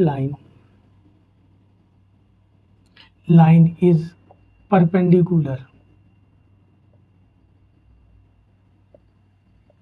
टू गिवन लाइन। लिहाजा कंडीशन यूज करें हम, दो लाइनें कब परपेंडिकुलर होती हैं, जब दोनों के स्लोप का प्रोडक्ट -1 के इक्वल आ जाए। ठीक है जी, M1 दिया हुआ है -3/2, M2 रिक्वायर्ड लाइन का स्लोप है, माइनस से माइनस कैंसिल, ये आ जाएगा 2/3, ये 2 वहाँ जाके मल्टीप्लाई हो जाएगा, 3 डिवाइड होगा। हमने जिस लाइन की इक्वेशन कैलकुलेट करनी है उसका स्लोप आ गया, और वो लाइन इस पॉइंट से पास हो रही है, तो स्लोप और पॉइंट आ गया। स्लोप पॉइंट फार्मूला यूज कर लेंगे for equation of required line.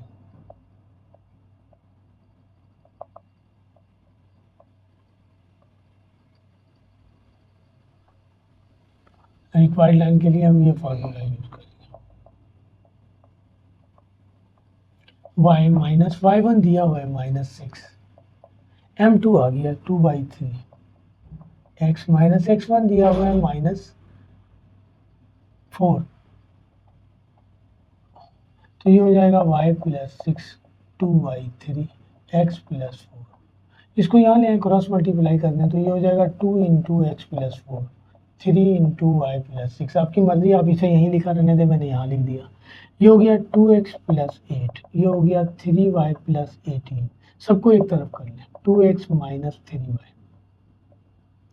+ 8 पहले से, 18 को यहाँ ले आएंगे, माइनस का हो जाएगा, तो ये हो जाएगा 2x - 3y, 18 में से 8 निकालेंगे 10 आ जाएगा। ये इक्वेशन ऑफ रिक्वायर्ड लाइन आ गई। ठीक है जी, और करके एक पार्ट और दिया हुआ है, और उस पार्ट में कह रहा हमें कि find equation of the perpendicular right bisector of the segment joining the points. सही है ना?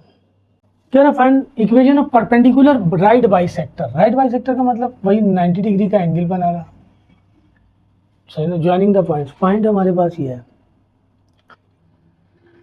Find the equation of the perpendicular bisector of the segment joining the points -1 2 और 9 और 12। -1 और 2, 9 और 12। परपेंडिकुलर बाइसेक्टर की इक्वेशन निकालनी है। राइट भी कह रहा, कोई मसला नहीं। इस लाइन की इक्वेशन निकालनी है, ये रिक्वायर्ड लाइन है। इसके बारे में जो भी कंडीशन गिवन है वो लैंग्वेज में गिवन है। नंबर 1 वो कह रहा है कि ये परपेंडिकुलर है। नंबर 2 ये कह रहा है कि ये बाइसेक्टर है इस लाइन का। इसका मतलब ये वाला पॉइंट मिड पॉइंट हो जाएगा। इसे अगर हम नाम दे दें ए का और इसे हम बी का नाम दे दें, इसे हम सी का नाम दे दें, तो इस रिक्वायरमेंट के मुताबिक यानी जो कंडीशन दी हुई है उसके मुताबिक सी इज द मिड पॉइंट। मैंने कहा ना कि बाइसेक्ट का लफ्ज़ मोस्ट इंपॉर्टेंट है, यानी मिड पॉइंट के लिए इस्तेमाल होगा। तो हम यहाँ पहले लिख लें कि लेट ये जो सेगमेंट गिवन था इसका ये एक पॉइंट ये गिवन था, इसे मैंने ए का नाम दे दिया, और एक पॉइंट ये गिवन था, इसे मैंने बी का नाम दे दिया। Be the given points of given segment.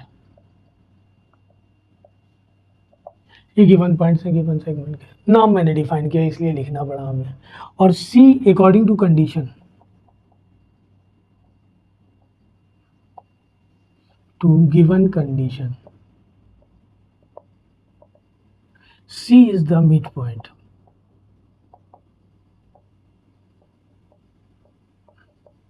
of AB। तो C निकालने पहले by mid point formula. Mid point formula हमारे पास ये है x1 plus x2 divided by 2, y1 plus y2 divided by 2। x1 दिया हुआ है -1, x2 दिया हुआ है 9 डिवाइडेड बाई 2, y1 दिया हुआ है 2 और ये दिया हुआ है 12 डिवाइडेड बाई 2। ये हो जाएगा 8 डिवाइडेड बाई 2, ये हो जाएगा 14 डिवाइडेड बाई 2, ये हो जाएगा 4,7। तो रिक्वायर्ड लाइन इस पॉइंट से पास हो रही है, पॉइंट आ गया। अब सेकंड कंडीशन ये है कि रिक्वायर्ड लाइन परपेंडिकुलर भी है इस पॉइंट, इस लाइन पर। तो पहले हम स्लोप ऑफ गिवन लाइन निकाल लें। स्लोप ऑफ गिवन सेगमेंट, इसे हम M1 का नाम दे दें। ठीक है जी। गिवन सेगमेंट 2 पॉइंट पे डिपेंड कर रही है, तो 2 पॉइंट फार्मूला स्लोप निकालने के लिए y2 दिया हुआ है 12, y1 दिया हुआ है 2, 12 माइनस 2, y1 दिया हुआ है 9 और x2 दिया हुआ है 9 और x1 दिया हुआ है -1, 9 -1 दिया हुआ है +1 हो जाएगा, ये हो जाएगा 10, ये भी हो जाएगा 10, कैंसिल होके आ जाएगा 1। लेट कर ले slope of required right bisector M2 के इक्वल लिया। अब रिक्वायर्ड लाइन परपेंडिकुलर है गिवन लाइन पे, तो यहाँ लिखते हैं required line is perpendicular to given line. लिहाजा होगा क्या, इन दोनों के स्लोप का प्रोडक्ट -1 के इक्वल आ जाएगा। ये आ गया 1, तो M2 भी इक्वल आ गया -1 का। तो अब हमने जिस लाइन की इक्वेशन कैलकुलेट करनी है वो लाइन इस पॉइंट से पास हो रही है और उसका स्लोप आ गया। तो इक्वेशन ऑफ लाइन के लिए slope point formula for required equation of right bisector, ये फार्मूला यूज करेंगे y minus y1 M2 x minus x1।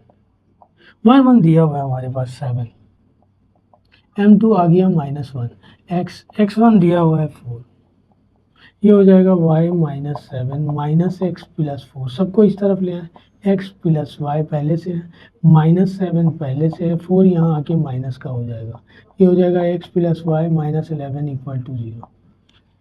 ठीक है जी। ये क्वेश्चन नंबर 2 का पार्ट 10 है, और करके पार्ट दिया होगा, इस दिया हुआ था, इसका एक पार्ट और दिया हुआ है, और करके लास्ट पार्ट वो करते हैं, बल्कि 2 पार्ट दिए हुए। कह रहा है कि find the angle between the 2 lines दिया हुआ है, हमने एंगल निकालना है 2x minus 3y plus 7। Given lines ये दी हुई है,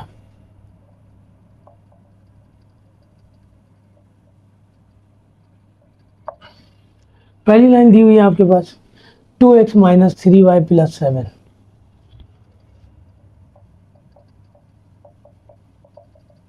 और सेकेंड लाइन आपके पास गिवन है 7x plus 4y minus 9।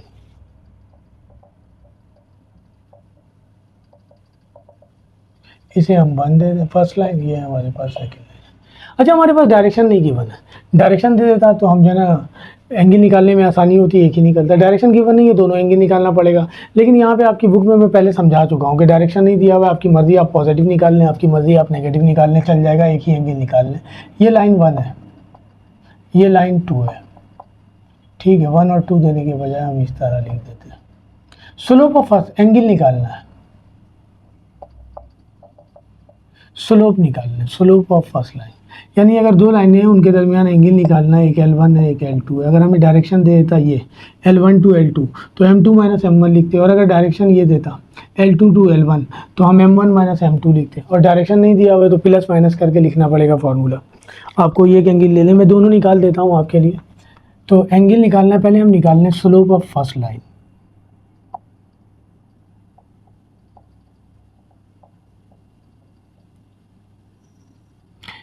M1 का नाम दे दें। लाइन का स्लोप निकालने का फॉर्मूला है माइनस ए और बी, यानी minus A coefficient of x है और बी कोफिशिएंट ऑफ वाई है।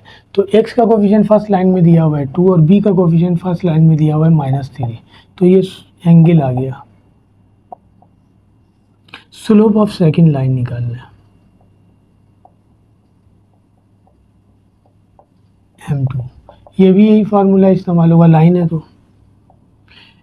Coefficient of x second line में दिया हुआ है 7 और कोफिशिएंट ऑफ वाई दिया हुआ है 4, तो ये आ गया स्लोप ऑफ सेकंड लाइन। सही है ना। फॉर एंगल, एंगल के लिए हमारे पास ये फार्मूला है। अगर डायरेक्शन देता तो एक ही एंगल निकलता, उसने डायरेक्शन डिफाइन नहीं किया है, लिहाजा हम फार्मूला यूज़ करेंगे tan theta equal two plus minus M2 minus M1 divided by 1 plus M1 M2। इसे पॉजिटिव भी लेंगे और नेगेटिव भी लेंगे। M2 आ गया हमारे पास -7/4, M1 आ गया 2/3 डिवाइडेड बाई 1 प्लस M2 आ गया, M1 आ गया 2/3 और M2 आ गया -7/4। इसका एलसीएम ले लें, 3 4 12, 3 7 21, 4 2 8। ये माइनस प्लस माइनस हो जाएगा, 2 7 14, बल्कि ये कैंसिल हो जाएगा 2 से, तो ये हो जाएगा। हम कैंसिल नहीं भी करें तब भी चल जाएगा, सही है ना। मैं कैंसिल नहीं करता हूँ ताकि कैंसिल करने में आसानी हो। ये लिखा हुआ है M1 दिया हुआ है 2/3 और M2 दिया हुआ है -7/4। कैंसिल नहीं कर रहा हूँ मैं, बाद में कर लेंगे हम। तो ये हो जाएगा 14/12। ये आ जाएगा हमारे पास प्लस माइनस 29/12। 1 इसका एलसीएम ले लें 12, तो ये हो जाएगा 12 माइनस 14। 14 में से -29/12 ये आ जाएगा 2/12। अभी भी ये कैंसिल हो जाएगा। मैं इसे पलट देता हूँ, तो पलटने के बाद ये इससे कैंसिल हो जाएगा। Plus minus -29/12 multiply by -12/2, minus से माइनस कैंसिल, 12 से 12 कैंसिल, ये आ जाएगा 29/2। ये आ गया tan थीटा। अब एक दफ़ा इसे प्लस में ले लें 29/2 और एक दफ़ा इसे माइनस में ले लें -29/2। थीटा की वैल्यू निकालेंगे tan इनवर्स 29/2 और यहाँ से थीटा की वैल्यू निकालेंगे तो ये हो जाएगा tan इनवर्स -29/2। ठीक है जी, ये आंसर हो गया। सही है। आप चाहें तो एंगल भी निकाल के पुट कर दें। तो हमारे पास ये आया slope of second line. Last part में कह रहा हमें वो कि if A B and C are the vertices of a triangle then find the equation of median through A और equation of altitude through B. हमारे पास एक ट्राइंगल के वर्टिसेस दिए हुए हैं।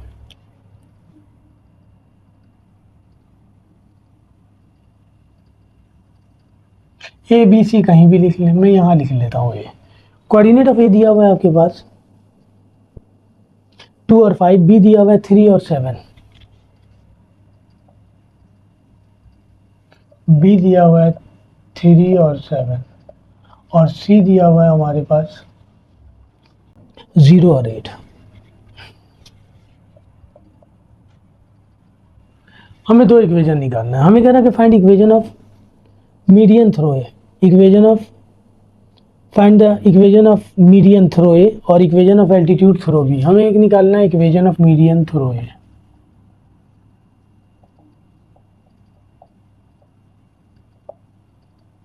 थ्रो ए, ये पहला है। फिर वो कह रहा है कि equation of altitude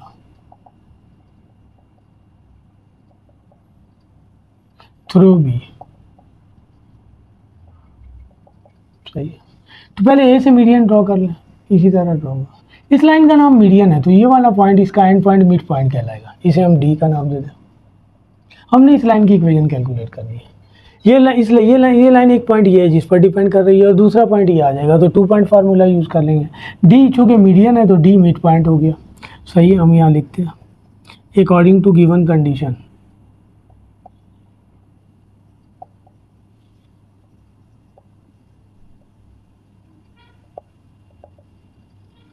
D is the midpoint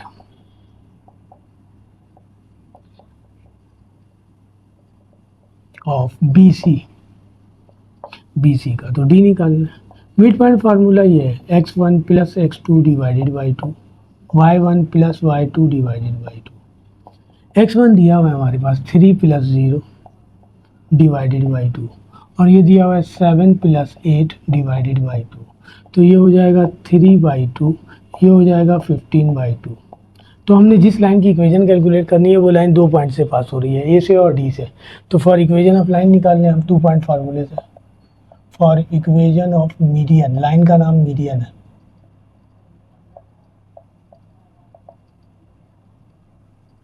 ये फार्मूला यूज होगा y minus y1 divided by y2 minus y1, x minus x1 divided by x2 minus x1। ये रहा x1 y1 x2 y2। y minus y1, y1 दिया हुआ है 5, y2 ये दिया हुआ है 15/2 माइनस 5, x माइनस x1 दिया हुआ है 2, और x2 दिया हुआ है 3/2 माइनस 2, तो ये हो जाएगा y माइनस 5, इसका एलसीएम ले लें 2, तो ये हो जाएगा 15 माइनस 2 5 ज़ा 10, x माइनस 2, इसका एलसीएम ले लें 2, तो 3 माइनस 4, इससे ये कैंसिल हो जाएगा, पलट देंगे जब भी कैंसिल हो जाएगा। 15 में से 10 निकालेंगे 5, x माइनस 2, 4 में से 3 निकालेंगे 1, क्रॉस मल्टीप्लाई कर दें इसको इससे इसको इससे, तो ये हो जाएगा 5x minus 2 minus 1 into y minus 5, ये हो जाएगा 5x माइनस 2 10, और ये हो जाएगा माइनस वाई प्लस 5। इन सबको एक तरफ कर दें, 5x प्लस वाई माइनस 10 पहले से है, 5 यहाँ आके माइनस का हो जाएगा, तो 5x plus y minus 15 equal to 0, ये आंसर। अब हमें निकालना है equation of altitude through B से ड्रॉ किया जा रहा है इक्वेशन ऑफ एल्टीट्यूड। सही है ना, तो अब एल्टीट्यूड ड्रॉ कर रहे हैं। इस लाइन का नाम अब मीडियन नहीं है बल्कि एल्टीट्यूड हो जाएगा, इसी तरह ड्रॉ होगा। ये एल्टीट्यूड है, तो अब इसका एंड पॉइंट मिड पॉइंट नहीं होगा। एल्टीट्यूड का मतलब परपेंडिकुलर लाइन, तो जिस लाइन की इक्वेशन कैलकुलेट करनी है वो लाइन जो है ना इस पॉइंट से पास हो रही है। सही है, और इस लाइन पर परपेंडिकुलर है। तो सबसे पहले निकालना पड़ेगा, इसका पार्ट 2 कर रहा हूं मैं, स्लोप ऑफ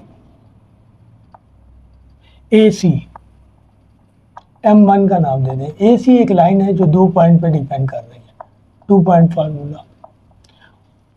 ये रहा AC, x1 y1 x2 y2, y2 की जगह दिया हुआ है 8 और y1 की जगह दिया हुआ है 5, x2 की जगह दिया हुआ है 0, x1 की जगह दिया हुआ है 2, तो ये हो जाएगा 3 डिवाइडेड बाई 2 माइनस का। लेट कर लेते हैं slope of our required altitude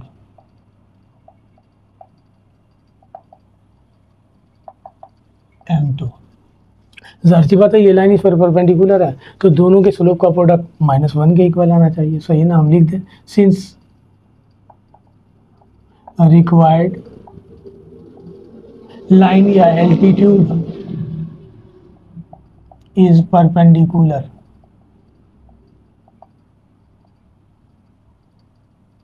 to AC. So m1 m2 equal हो जाएगा -1 के, m1 आ गया -3/2, m2 इक्वल टू -1, माइनस से माइनस कैंसिल, m2 की वैल्यू आ जाएगी 2/3। जिस लाइन की इक्वेशन कैलकुलेट करनी है वो लाइन इस पॉइंट से पास हो रही है और उसका स्लोप आ गया। तो for equation of required altitude,